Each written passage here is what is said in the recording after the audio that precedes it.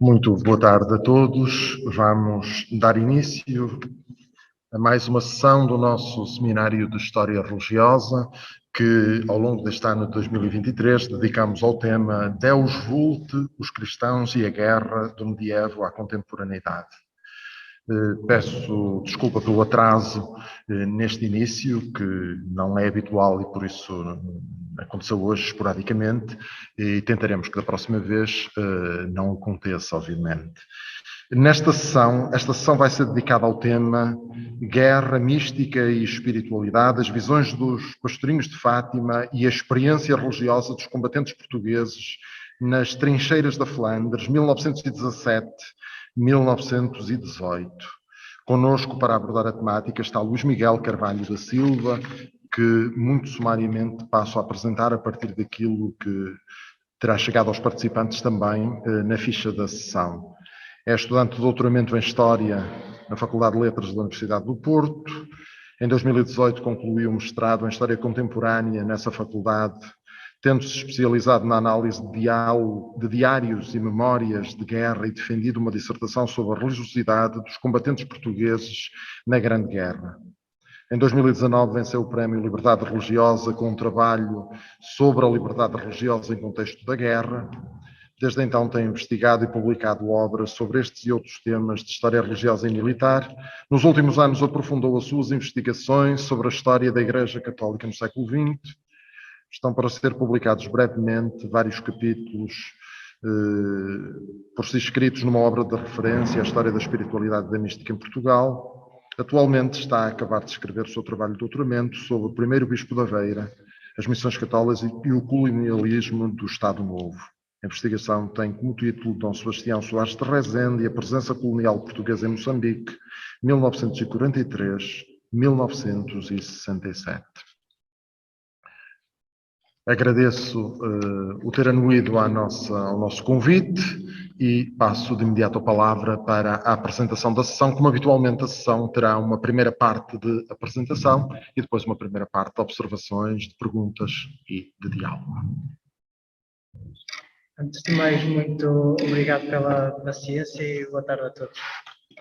O trabalho que trago cá hoje é sobre a participação portuguesa na Primeira Guerra Mundial, onde vou procurar apresentar um pouco daquilo que foi a minha investigação de mestrado, a partir da base dos diários e de memórias dos combatentes portugueses. Também vou falar um pouco daquilo do contexto em que se deu as aparições de Fátima e aproveitei este momento também para, já que recentemente desenvolvi alguns trabalhos sobre a espiritualidade nas primeiras décadas do século XX, também para expor um pouco dos conhecimentos que fui adquirindo ultimamente. Neste sentido, gostava de citar os quatro principais objetivos que vou tentar falar e expor neste trabalho. Num primeiro momento, quero apresentar em linhas gerais um pouco daquilo que foi a história da Igreja Católica no início do século XX, falando de forma mais pormenorizada do que consistiu o processo de secularização e a guerra religiosa, um conceito que ajuda-nos a compreender um pouco do conflito a nível institucional entre o Estado e a Igreja na Primeira República. O segundo ponto, o segundo grande objetivo desta participação é, sobretudo, falar em traços gerais também o que é que consistiu a história da espiritualidade e da mística em Portugal ao longo dessas décadas e apresentar alguns nomes, algumas histórias dos principais místicos portugueses desse período. O terceiro grande objetivo é, sobretudo, contextualizar o acontecimento de Fátima e, portanto, falar um pouco daquilo que era a realidade social, económica e religiosa no ano de 1917 e também o ponto de vista político, portanto, a transição que ocorreu nesse período com a tomada de posse do presidente rei Sidónio Pais. Por último, e o grande tema que me traz aqui é sobretudo tentar perceber em que é que consistiu a religiosidade e a espiritualidade dos combatentes portugueses que partiram para os teatros de operações durante a Primeira Guerra Mundial. Eu vi os 3 teatros onde os portugueses participaram, no sul da Angola, norte de Moçambique e na Flandres. Vou dar especial destaque à participação dos portugueses na Flandres e à forma como é que eles viveram a religiosidade deles nesse contexto, porque a maior parte das memórias dos combatentes são dessa localidade. Falando um pouco daquilo que foi, em traços gerais, para contextualizar a história da Igreja e do catolicismo em Portugal nas primeiras décadas do século XX. Parece-me importante falar do processo de secularização. É muito difícil conhecermos a história da Igreja e da espiritualidade sem ter presente este conceito. Em Portugal e de resto na Europa ocidental no geral, a secularização começou por desenvolver-se a partir da Revolução Inglesa e da Revolução Francesa e teve uma grande marca nas sociedades contemporâneas. Basicamente, o que podemos dizer sobre isto é que a Igreja Católica tinha um imenso poder, uma imensa influência social e a partir da Revolução Francesa, sobretudo, começou a perder esse poder. Entretanto, novas linhas de pensamento, como aquilo que ficaria conhecido como o livre pensamento, o positivismo, etc., foram reivindicando um espaço na sociedade e tentando derrubar, entre aspas, o poder e a influência social que a Igreja tinha. E, portanto, é este o contexto que vai marcar um pouco a história religiosa de Portugal e do Ocidente no século XIX e vai-se fazer presente também no início do século XX.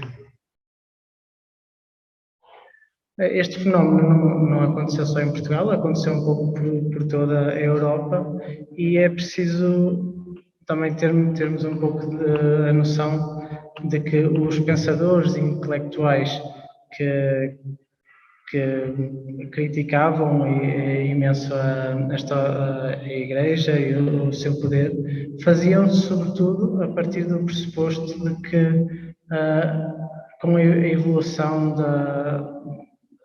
da indústria, do pensamento, as religiões ficariam para trás, ou seja, não seriam necessárias.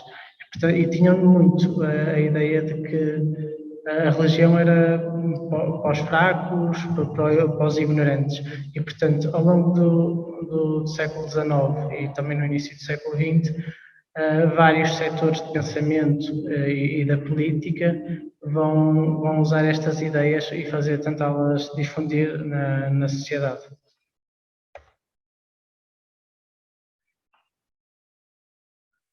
Isto é mais um pouco sobre este tema.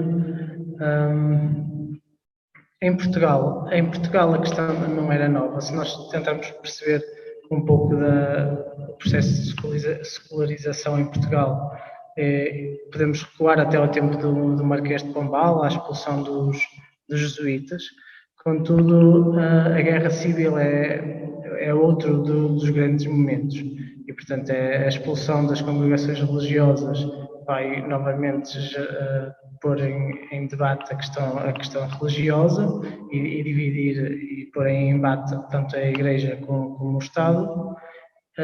Vai ser preciso esperar alguns anos, até 1848, para que seja assinada uma nova concordata e sejam estabelecidas novas regras de coordenação e cooperação entre a instituição religiosa e política.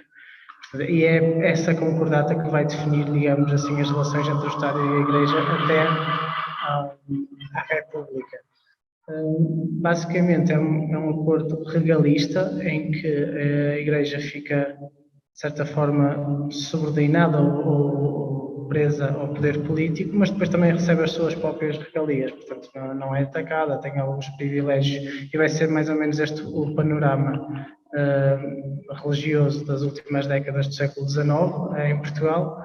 E com o tempo, o que vai acontecer é que aqueles setores da política e da sociedade que querem derrubar a monarquia e que também têm um pensamento em que não há espaço para a religião nem para o catolicismo, vão acabar a atacar simultaneamente a democracia, perdão, a monarquia como a Igreja Católica em Portugal.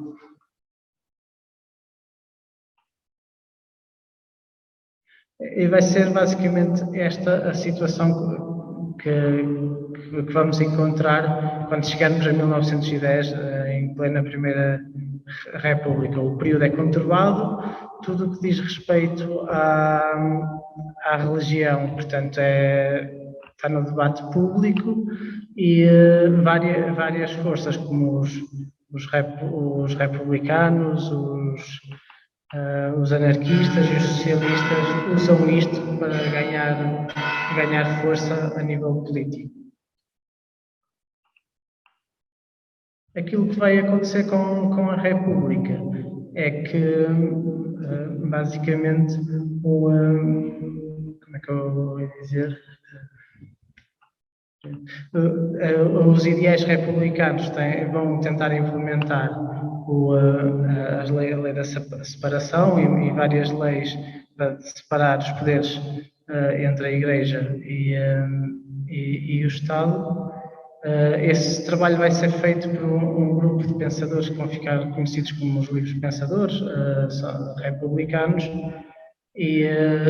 mas na prática as coisas não vão ser assim tão fáceis porque o que vai acontecer é que dentro do republicanismo as forças mais radicais vão tomar o poder e vão procurar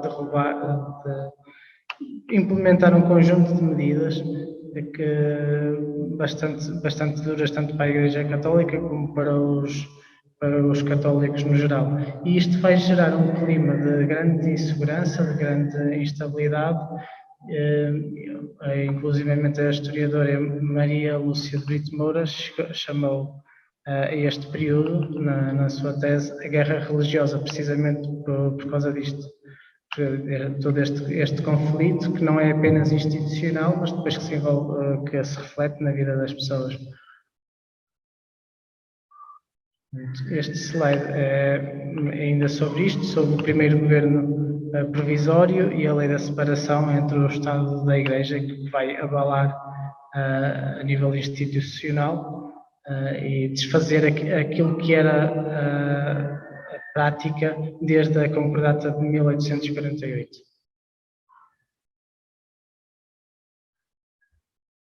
Eles vão implementar várias medidas, os republicanos implementam várias medidas laicizadoras, elas não são apenas ao nível da separação do Estado e da Igreja nas leis, depois têm repercussões em coisas concretas, como por exemplo a Faculdade de Teologia, em que são feitas alterações, há outras leis importantes como o Registro Civil, os nascimentos, casamentos e mortes dos cidadãos que até aí eram registros que estavam na mão da Igreja passam para o Estado. Enfim, há uma série de alterações, entre elas, por exemplo, a lei de António da Guiar, a expulsão das ordens religiosas masculinas. Portanto, os republicanos, mal chegam ao poder, vão procurar fazer algo muito semelhante àquilo que se tinha feito no tempo do liberalismo da Guerra Civil. Portanto, isto vai moldar e romper com o que existia antes e vai abalar imenso com a própria Igreja Católica e com a vida das comunidades. Os bispos e os leigos vão tentar reagir. Numa primeira fase, tentam não ver o que é que vai acontecer. Há a esperança que aquilo sejam só há algumas leis assim mais radicais no início, mas depois volta tudo à tranquilidade, mas veem que não é bem assim. Depois há outros setores dentro da própria Igreja Católica que tentam pressionar o episcopado no sentido de reagir, de mostrar força, e portanto esses setores mais conservadores ou ultramontanos vão na prática alimentando a discussão, as questões e o enfrentamento com os republicanos mais radicais dentro do novo regime. Vai ser basicamente neste contexto que tanto a hierarquia, sobretudo a hierarquia, vai começar a pensar numa nova forma de estar na sociedade. Portanto, percebe-se que a Revolução fez com que a vida dos religiosos e dos leigos mudasse radicalmente e, portanto, a partir deste contexto e também inspirado muito naquilo que são as práticas e as diretrizes vindas de Roma do então Papa Pio X, a Igreja Portuguesa vai se tentar reestruturar no sentido de dar uma resposta coesa e mobilizar os católicos e as suas organizações no sentido de se organizar e combater aquilo que para eles, para a Igreja, era considerado uma agressão.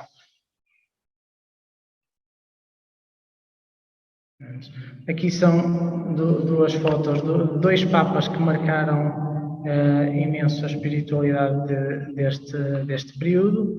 À esquerda, Pio X e à direita, Leão XIII. Após falar até aqui um pouco daquilo que foi a história da Igreja e da laicização, neste momento gostava de falar um pouco mais da espiritualidade. E, portanto, estas duas figuras, estes dois papas, tiveram uma marca muito importante a nível da espiritualidade, da religiosidade no final do século XIX e inícios do século XX. E, portanto, isso refletiu-se também na espiritualidade em Portugal. E no tal combate, na reorganização que a Igreja Portuguesa vai fazer, no sentido de responder à República. A encíclica Rerum Novarum, de Leão XIII, em Portugal ela não tem alguma influência, mas, por exemplo, como a nível industrial o país não tinha grande indústria, e, portanto, é uma encíclica, sobretudo, destinada aos católicos prestarem ajuda aos operários. Vai ter alguma influência, mas não muita.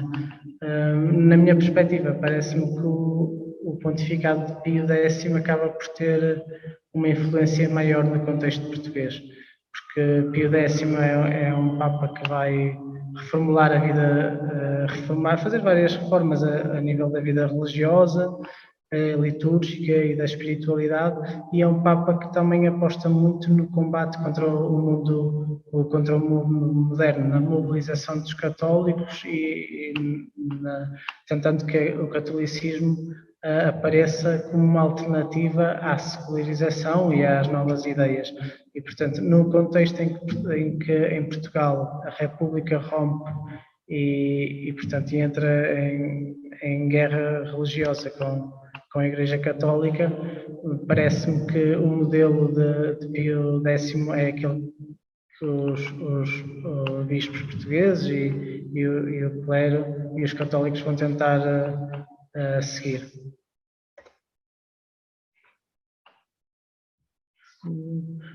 Isto é mais um slide sobre este impacto. Em Portugal existe, por exemplo, o apostolado da oração, que é organizado pelos jesuítas, é um exemplo da espiritualidade existente na espiritualidade católica e que vem já desde o século anterior e que depois com a República, portanto, vai sofrer imenso porque os jesuítas vão ser expulsos, portanto é mais um exemplo de como, ao nível da espiritualidade, a Revolução, portanto, abalou imenso a espiritualidade. Uma obra que ajuda a compreender de que forma é que toda esta turbulência institucional ao nível do Estado e da Igreja se repercutiu de forma concreta na vida das pessoas é a obra Guerra Religiosa, da historiadora Maria Lúcia de Brito Moura. Neste estudo ela apresenta vários exemplos concretos como é que as leis e a violência praticada pelos setores mais radicais do republicanismo se sentiram um pouco por todo o país. Por exemplo, em Lisboa, os próprios católicos tinham medo de se afirmar como católicos, era perigoso um padre andar na rua de batina e, portanto, as congregações religiosas acabaram muitas por ser expulsas, mas, por exemplo, no norte do país a situação era um pouco diferente. O clero tinha muito mais poder e a própria população ouvia muito mais a figura do padre. A figura do padre continuava a ser a principal figura nas aldeias do centro e norte do país. E aquilo que acontecia muitas vezes é quando os representantes do governo republicano de Lisboa chegavam a essas localidades mais remotas, portanto havia sempre conflitos entre a autoridade civil e a autoridade religiosa. Em alguns casos aconteceu mesmo ter que se chamar o exército para repor a ordem, porque basicamente as pessoas ouviam e só obedeciam ao padre e não ao poder civil. Outros exemplos do que acontecia ao nível da guerra religiosa propriamente dita. Acontecia frequentemente em algumas localidades os crentes estarem a organizar as suas missas, celebrações, e portanto, e serem incomodados tipo, algumas pessoas tentarem boicotar essas cerimónias, portanto, foram casos que aconteceram.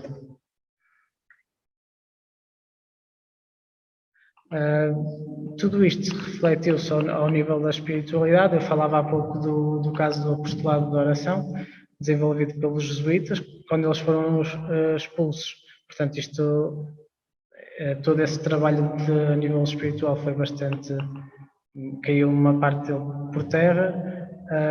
O ataque dos livres pensadores às congregações religiosas também afetou imenso alguns setores da Igreja, por exemplo, o caso da Madeira, onde existiam várias congregações religiosas femininas, ainda recentes, que tinham inclusivamente prestado um serviço importante ao nível da assistência social numa epidemia que tinha acontecido na ilha, no início do século. Várias dessas religiosas foram, enfim, expulsas da ilha, portanto são outros casos, não foram apenas os jesuítas.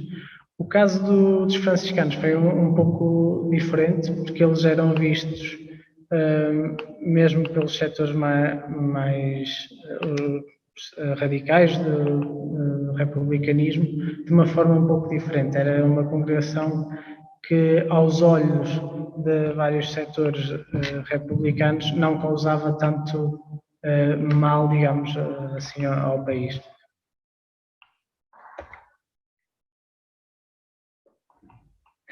Falando um pouco daquilo que em que consistia a religiosidade popular e a espiritualidade dos católicos neste tempo.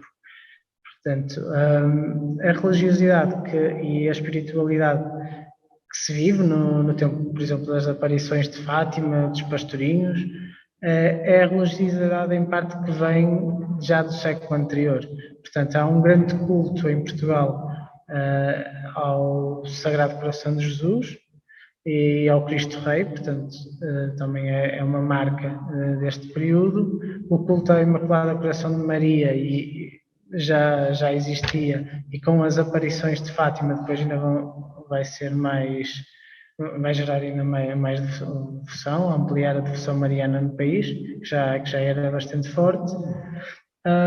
Também acontece que, sobretudo por causa das políticas religiosas de Pio X, o fortalecimento da imagem espiritual do Papa, portanto é uma marca que começa nesta altura, já vem de trás, mas é reforçada nesta altura e que depois vai se desenvolvendo ao longo de todo o século XX.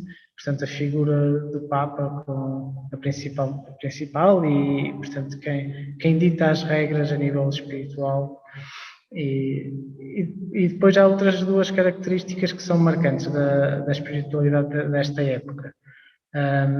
A centralidade do culto à Sagrada Eucaristia e a importância da vida paroquial e das procissões, que são muito desenvolvidas e que cada vez vão ser mais desenvolvidas pelas próprias comunidades. Vão-se fazendo também a nível religioso retiros, novenas e reuniões de oração, também muito inspirado na política de Pio X de organizar os católicos e que em Portugal a Igreja e os bispos vão ver nisto uma grande necessidade, sobretudo para fazer face ao clima de confronto com as autoridades, organizando os católicos e as comunidades. Falando um pouco da vida dos místicos e das grandes figuras religiosas da primeira década do século XX, há alguns nomes de irmãs que têm merecido alguns estudos. Portanto, aqui tem a primeira foto da esquerda, é a Beata Rita Amada de Jesus e a irmã Wilson. E existem outras como a Dona Teresa de Saldanha e a Madre Virgínia, portanto todas já do século XIX, mas que depois ainda vivem um pouco no século XX, e em todas elas os cadernos de apontamentos e textos que deixam têm um imenso material que ajuda a perceber como é que era a religiosidade vivida pelas próprias irmãs e a espiritualidade deste tempo. Portanto, há imensas fontes sobre estas mulheres ainda a ser exploradas.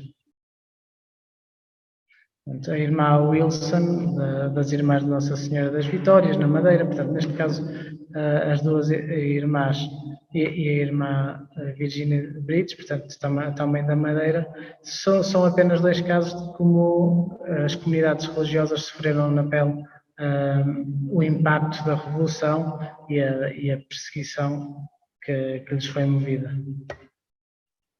Ao nível de padres e bispos, eu decidi colocar aqui também alguns nomes importantes e marcantes do período. O padre Francisco Cruz é, digamos, emblemático deste período. É uma figura que vou falar um pouco mais adiante e que inclusivamente cruzou-se com os pastorinhos e na altura das aparições. Portanto, é uma figura icónica da religiosidade do período e um verdadeiro modelo de sacerdote desta época. Houve outras personalidades da Igreja que foram marcantes, como o caso do Cardeal Patriarca de Lisboa, que, claro, teve que tentar procurar reorganizar a Igreja desse período revolucionário. O Dom António Barroso e o Dom Rafael, portanto, dois missionários. Depois o Dom António Barroso veio para Bispo de Porto também, mas também dois nomes importantes desta altura. E também dois nomes de capelães que partiram juntamente com as tropas portuguesas para a Flandres e que prestaram um excelente serviço na Flandres e que terei a oportunidade também de falar um pouco mais à frente. Um é o Dom José de Patrocínio Dias, que depois veio a ser bispo de Beja, e o outro é o Padre Luís Lopes de Melo, também capelão da Flandres e uma figura incontornável da Diocese de Coimbra e do Centro de Democracia Cristã. Um outro nome bastante conhecido desta época é o do Padre Manuel Nunes Formigão, portanto um investigador e alguém que acompanhou os pastorinhos por ocasião das aparições de Fátima num período seguinte. Quase a concluir esta pequena introdução àquilo que foi um pouco da espiritualidade católica em Portugal na primeira metade do século XX. Gostaria só de destacar assim muito brevemente alguns nomes de figuras que me parecem serem grandes místicos deste período. O Padre Francisco Rodrigues da Cruz, a figura que eu já tinha referido, mas também há outras que marcaram e que são grandes nomes da espiritualidade desta época. A Dona Sílvia Cardoso, por exemplo, que nasceu em Passos de Ferreira, nasceu e viveu em Passos de Ferreira, e que criou uma obra de apoio a crianças, a órfãos, mas também teve um papel muito importante na criação e na reunião de católicos para, enfim, procurar fazer reuniões e formações ao nível da espiritualidade. O Padre Américo é outra figura incontornável deste tempo, embora enfim, por altura das aparições, creio que ainda estava em Moçambique, portanto ainda nem era padre, só mais à frente é que decidiu seguir a vida religiosa.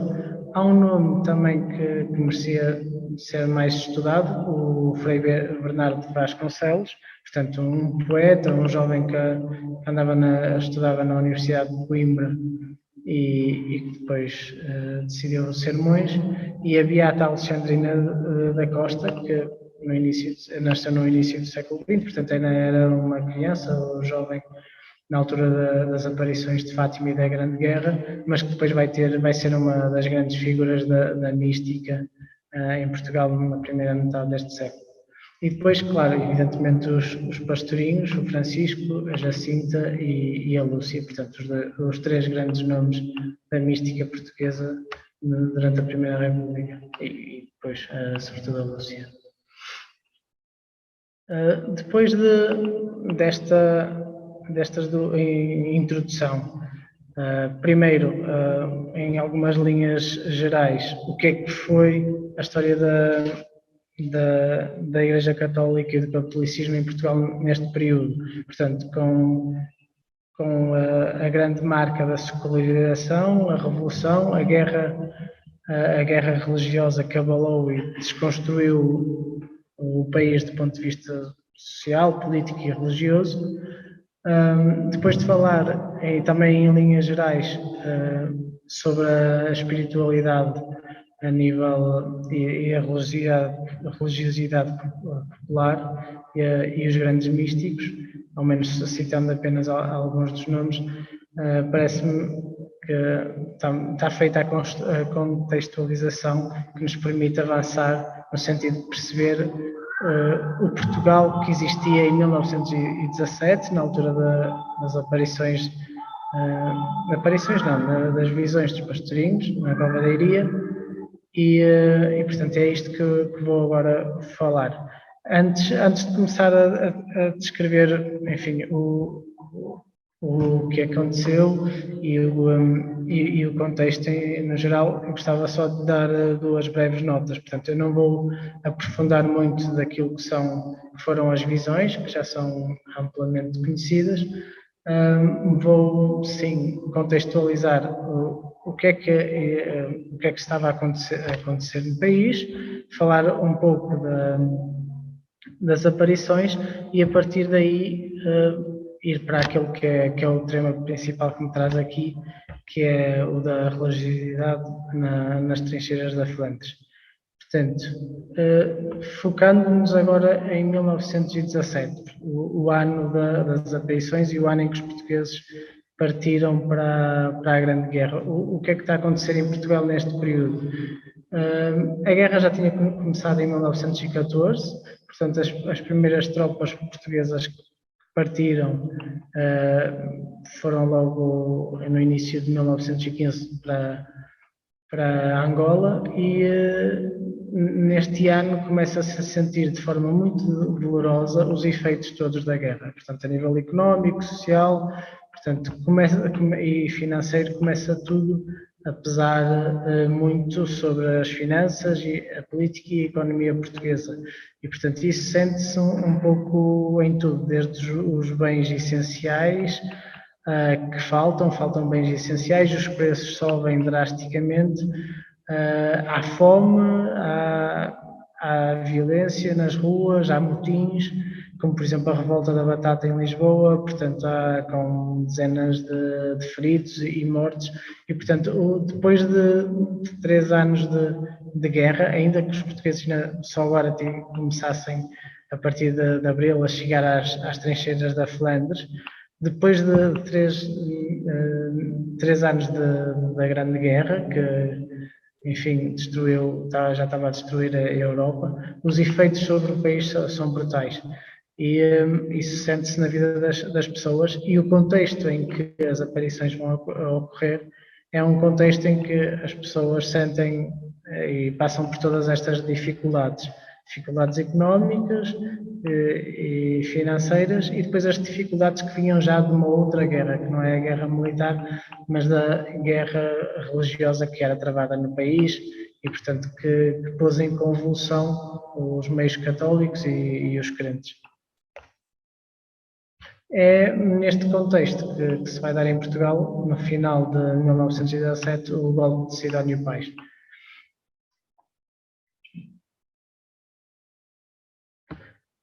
Falando agora um pouco das aparições, das visões, desculpem, de forma muito sucinta.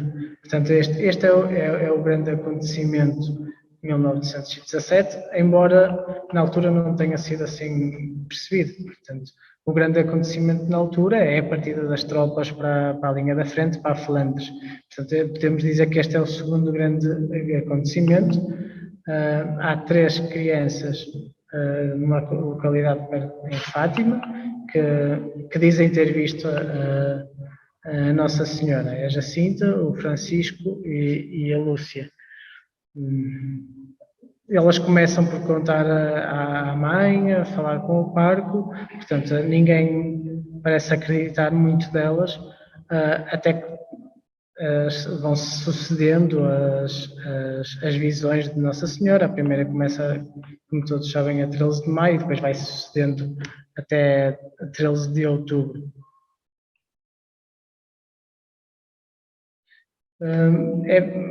Durante todo este período há algumas peripécias que as crianças passam. Aliás, antes das próprias peripécias, portanto, elas, antes das visões de Nossa Senhora, tinham visto o anjo, que lhes tinha transmitido uma mensagem. Depois vem a Nossa Senhora e vai, ao longo de 1917, transmitindo-lhes várias outras mensagens. Pelo percurso, há uma autoridade local que procura prendê-las para perceber primeiro se aquilo que elas dizem é verdade ou não. Portanto, há estas histórias um pouco recambolescas para tentar perceber se os pastorinhos estão a dizer a verdade, se não estão. A verdade é que a Nossa Senhora ia aparecendo, segundo os pastorinhos, e ia dizendo-lhes que no dia 13 de cada mês ia aparecendo. As chamadas visões de Fátima terminam 13 de outubro com o conhecido Milagre do Sol, é assim que ele vai ser referido na imprensa e vai ficar conhecido. E isto é algo que vai gerar imensa polémica na altura. Portanto, o próprio texto que sai no jornal O Século sobre o milagre é redigido por um jornalista que aparentemente teria ido deslocado-se à Cova da Iria com o pretexto de desmascarar aquilo que estava a acontecer, e depois o relato que ele apresenta é que de facto terá acontecido algo de extraordinário no local. O que é que a historiografia tem dito um pouco sobre isto recentemente? A questão de Fátima, os acontecimentos de Fátima, regra geral, eles ao longo do século XX foram apresentados, enfim, seguindo duas linhas: aqueles que defendiam de facto as aparições e que procuravam divulgá-las, e uma outra linha que procurava desmascarar aquilo que consideravam ser uma falsidade. Hoje, a historiografia, curiosamente, ela nunca se dedicou muito ao estudo deste acontecimento, mas já existem alguns livros, algumas obras e alguns investigadores de referências. Por exemplo, um historiador que se tem dedicado bastante a este tema é o Luís Filipe Turgal. Portanto, e tem seguido uma linha muito de procurar desconstruir muitas das ideias que se tem de Fátima. Existe outro historiador e teólogo famoso, Carlos Moreira Azevedo, que já se dedicou também ao tema, portanto tem obras de referência sobre este tema, entre outros.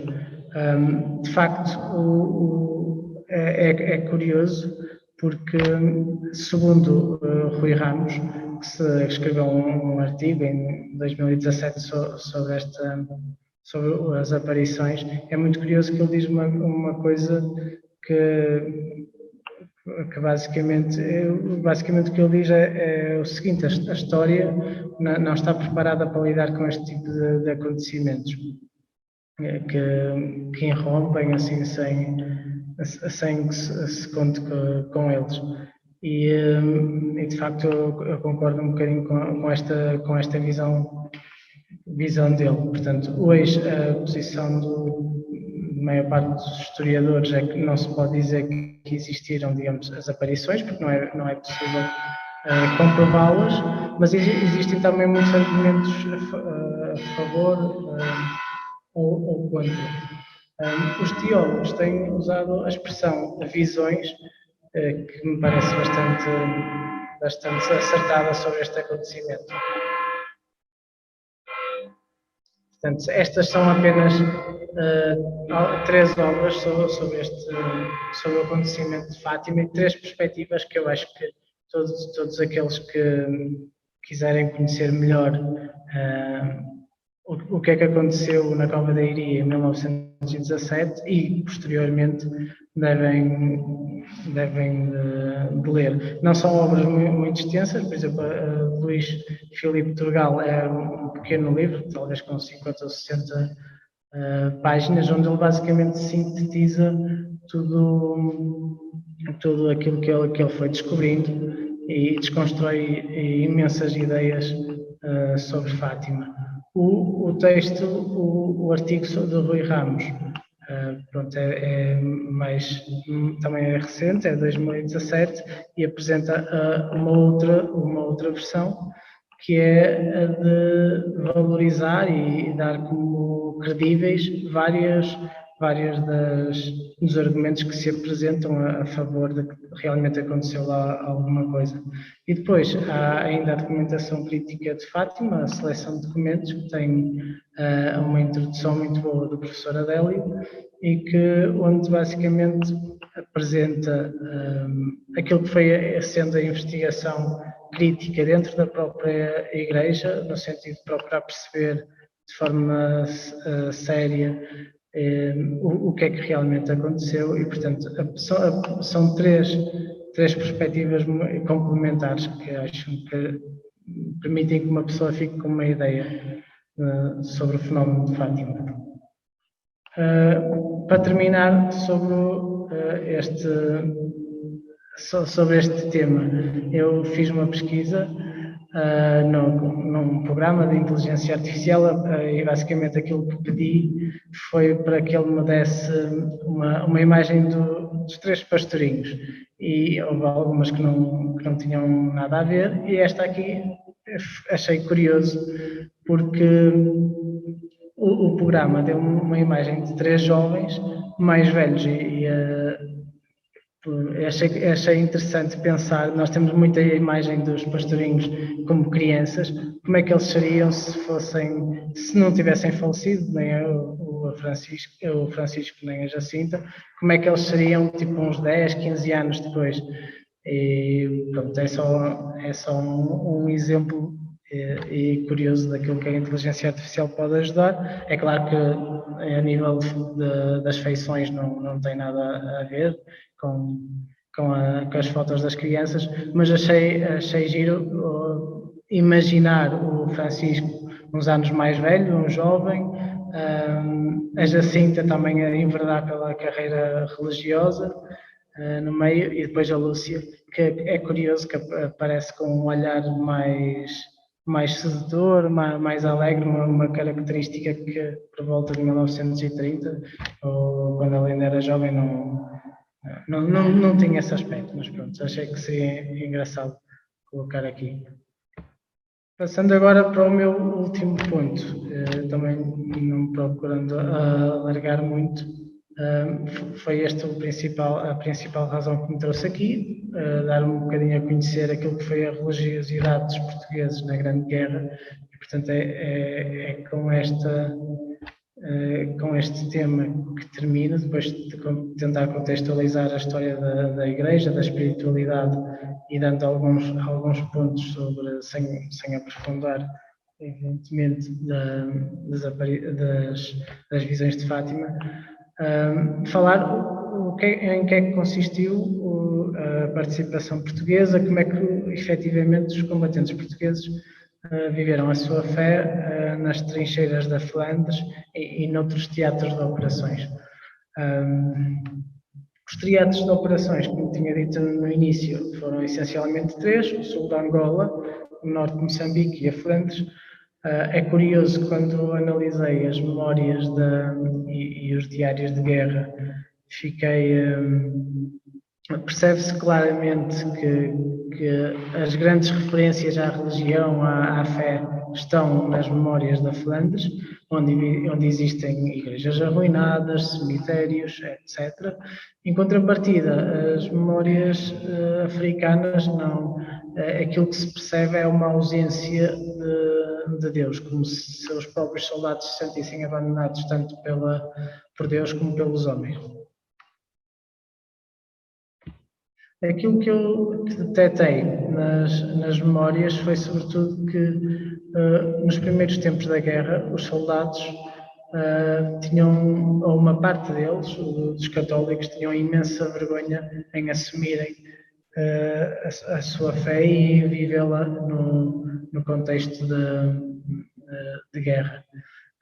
Ainda estava muito presente na mente deles as ideias e as críticas à religião, portanto a religião era uma coisa para pessoas ignorantes, e os próprios oficiais do exército, alguns divulgavam estas ideias, e o que se sente é que os soldados não se sentem à vontade, e muitos militares não se sentem à vontade de viver livremente a sua fé na guerra.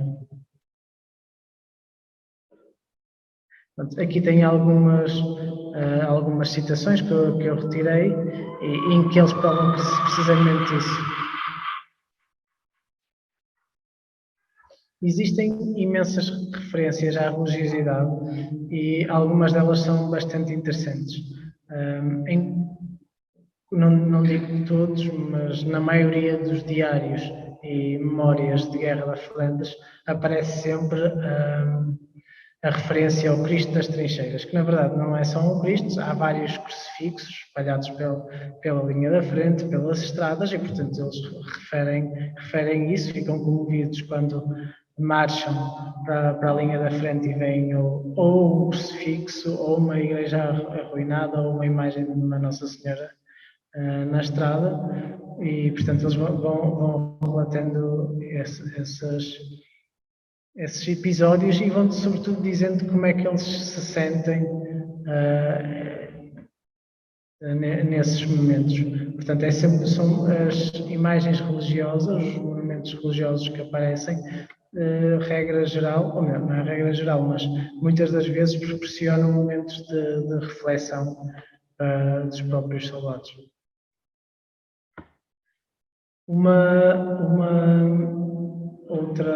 Outra referência que me parece ser uma grande marca, e aliás é uma crónica escrita por André Brun na sua obra A Malta das Trincheiras, e é uma crónica belíssima sobre a Nossa Senhora das Trincheiras, e não deixa de ser giro perceber que no ano em que supostamente os pastorinhos viram a Nossa Senhora na Cova da Iria, o André Bruno relata uma das suas melhores crónicas da guerra, é precisamente sobre uma imagem de uma Nossa Senhora sobre a campa de um soldado desconhecido.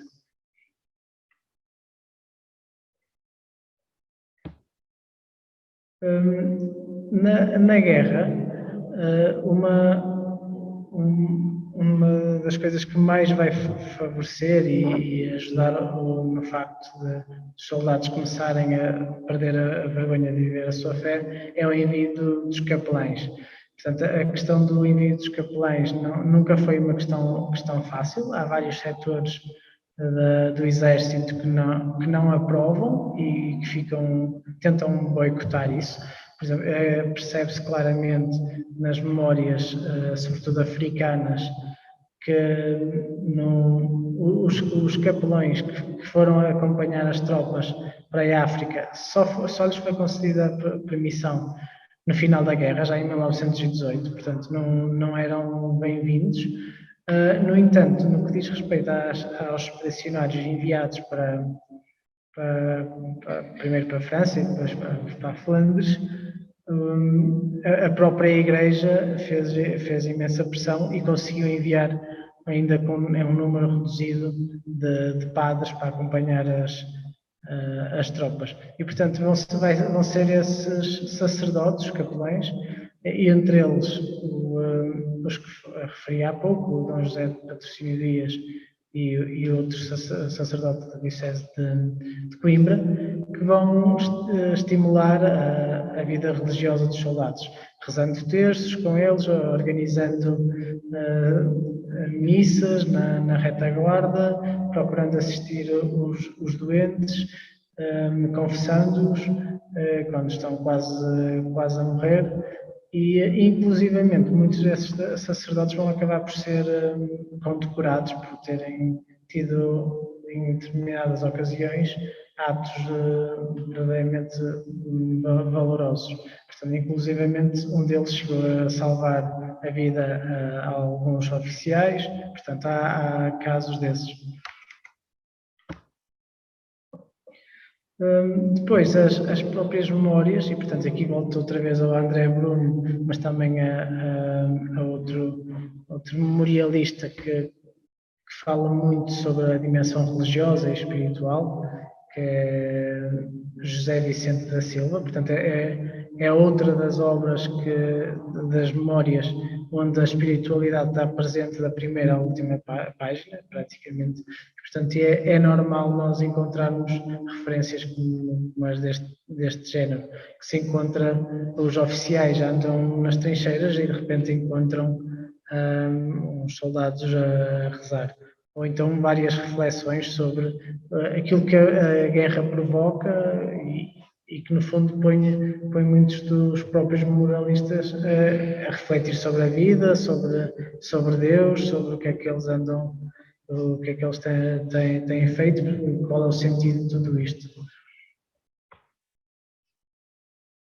Existem também diferentes perspectivas sobre a dimensão religiosa e espiritual na guerra. Por exemplo, nem todos os memorialistas apresentam a dimensão religiosa e espiritual de uma forma intimista. Por exemplo, eu tinha referido atrás o caso de José Vicente da Silva, aqui não tenho uma referência dele aqui no canto, é um autor em que se nota que existe uma grande reflexão espiritual e religiosa.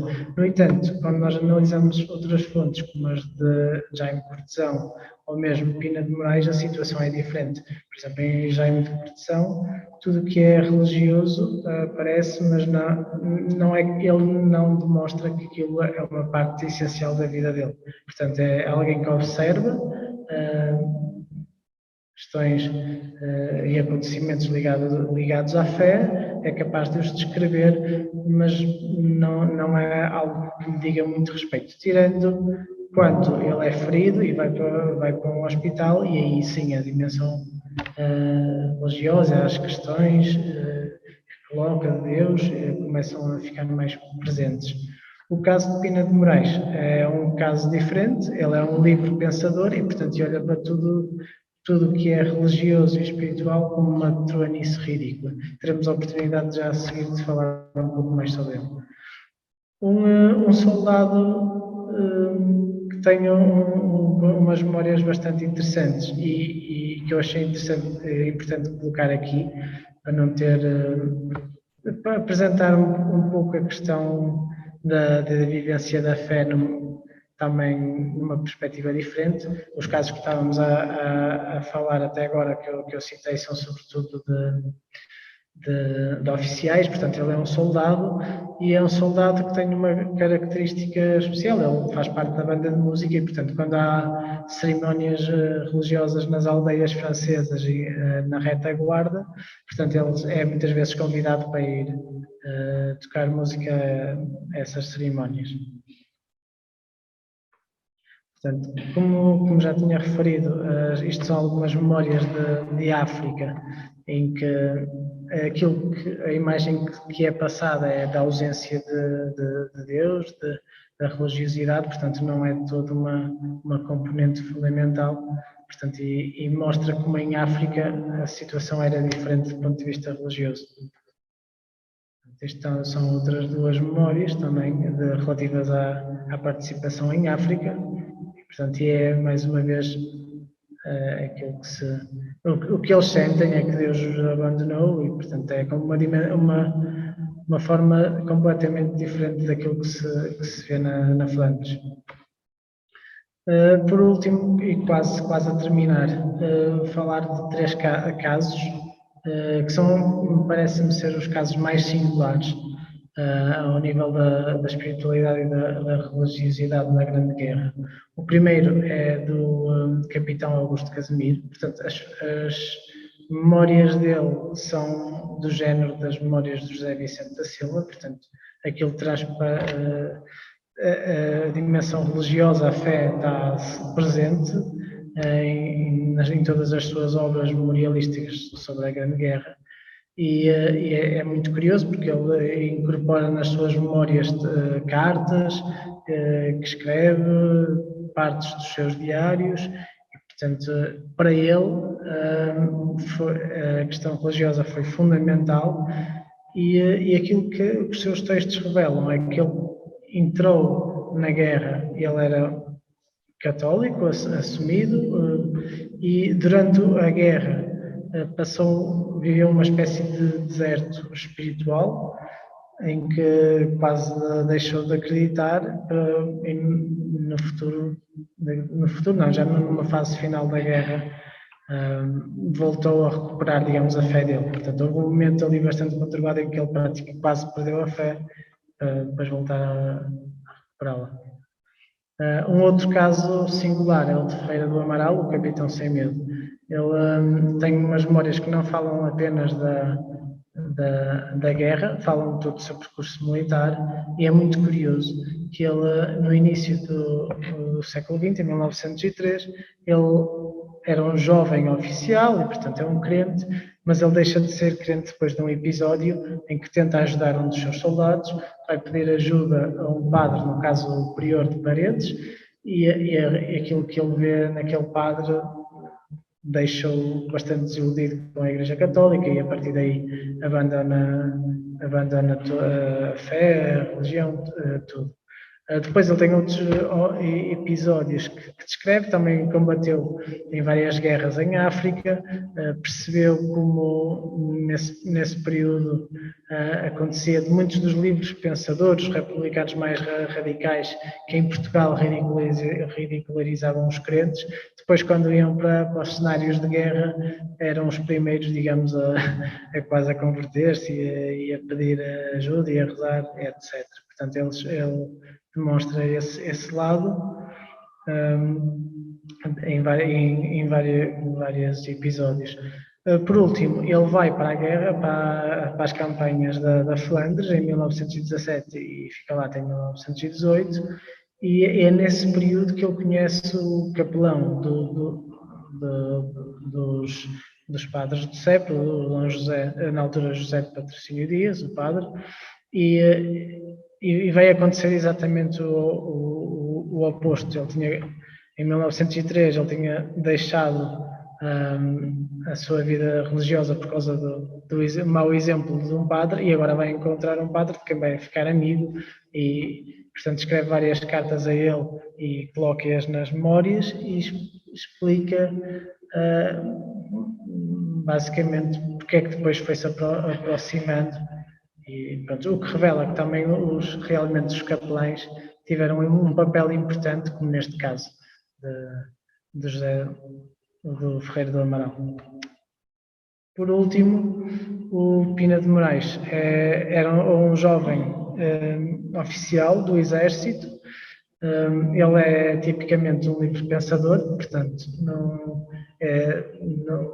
critica imenso, ou tem uma postura avessa a qualquer tipo de dimensão religiosa e de fé. Portanto, tem vários, nos seus textos, nos seus primeiros textos sobre a guerra, tem várias expressões como aquela que referi há pouco, a tronice ridícula, e, portanto, é este o seu comportamento.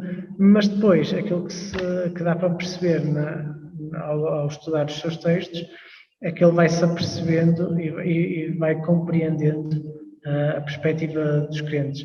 Ele relata vários episódios de soldados seus, como sobretudo dois jovens, um que morre, o outro que também está ferido, acompanha um dos seus soldados ao Cristo das Trincheiras, e portanto ele vai tendo vários episódios em que ele percebe efetivamente que, apesar de ele não acreditar daquilo ser insignificante para si, a fé, a religião, as orações são fundamentais na vida e na saúde mental e psicológica dos seus soldados, e portanto há todo esse processo de compreensão da dimensão religiosa. Portanto, concluindo em traços gerais, as primeiras décadas do século XX foram bastante conturbadas do ponto de vista religioso, não há dúvida nenhuma. A Revolução Republicana desconstruiu aquilo que era até então o paradigma da religião e das relações entre o Estado e a Igreja em Portugal. Houve alguns setores, sobretudo os mais radicais do republicanismo, e alguns setores mais ultramontanos da Igreja Católica, que foram alimentando essas disputas a nível local e um pouco por todo o país. E, portanto, a guerra religiosa que é referida por alguns historiadores foi ocorrendo, com vários episódios, alguns mais violentos, e gerando um clima de intolerância religiosa em que os próprios soldados que partem para a guerra, por exemplo, no início não se sentem nada à vontade de viver a sua fé. Portanto, todo este período, além da dimensão institucional e da guerra religiosa que se reflete depois do ponto de vista negativo na vida das pessoas, é um período riquíssimo, apesar de tudo, do ponto de vista da mística e da espiritualidade. Ao nível da espiritualidade popular, aquilo que existe em Portugal no início do século XX vem muito ainda da herança religiosa do século anterior, em que a Eucaristia tem um papel fundamental, as devoções, o Sagrado Coração de Jesus, a Nossa Senhora, portanto, são dimensões que vêm muito. Há vários nomes que se destacam, entre eles alguns místicos e figuras importantes que vão marcar a história da espiritualidade em Portugal na primeira metade do século XX. O Padre Cruz é um dos melhores exemplos. O Padre Américo também, sobretudo depois dos anos 30, 40.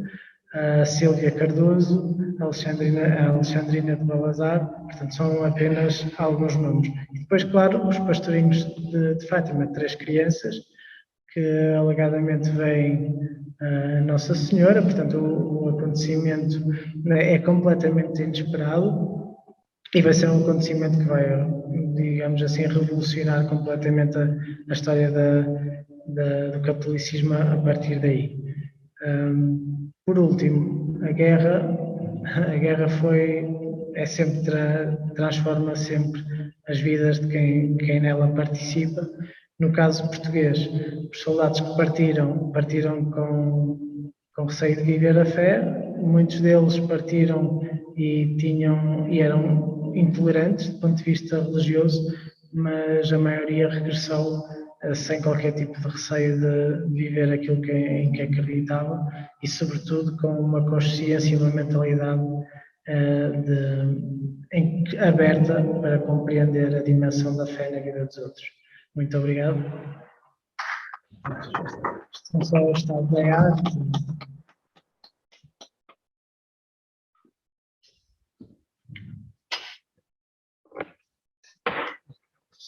Eu agradeço ao Luís Miguel Carvalho da Silva a intervenção, que nos dá esta visão no fundo, da história religiosa, da história da Igreja no início do século XX, em Portugal, e concretamente esta questão da vivência religiosa no contexto das trincheiras. Nós vamos agora passar à parte das observações, do diálogo, como habitualmente a partir de casa podem fazê-lo, quer por via oral, quer através do chat.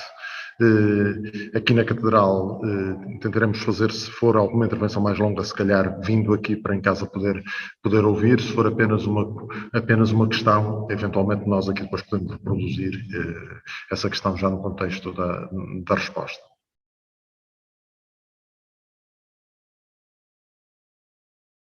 Em casa também não há mais questões, então creio que podemos concluir a nossa sessão de hoje. Agradecendo ao Luís Miguel Carvalho da Silva o ter estado connosco e o ter partilhado os resultados da sua investigação, e agradecendo também os que estiveram presentes aqui na Catedral e aqueles que participaram a partir de casa via Zoom. E finalmente recordar que teremos a próxima sessão no dia 3 de julho. Voltaremos sensivelmente a temáticas que tratamos aqui hoje. Dia 3 de julho, então, o tema Lado a Lado vivi com os nossos soldados, José do Patrocínio Dias e a assistência religiosa durante a Primeira Grande Guerra, 1914-1918. Estará connosco para abordar o tema Luís Miguel Fernandes. Esta sessão, entretanto, ainda, obviamente, funcionará à distância, certamente. Relativamente a se funcionará também presencialmente, veremos depois, é provável que não, mas na divulgação da sessão, atempadamente, daremos notícias. Muito obrigado a todos e até dia 3 de julho.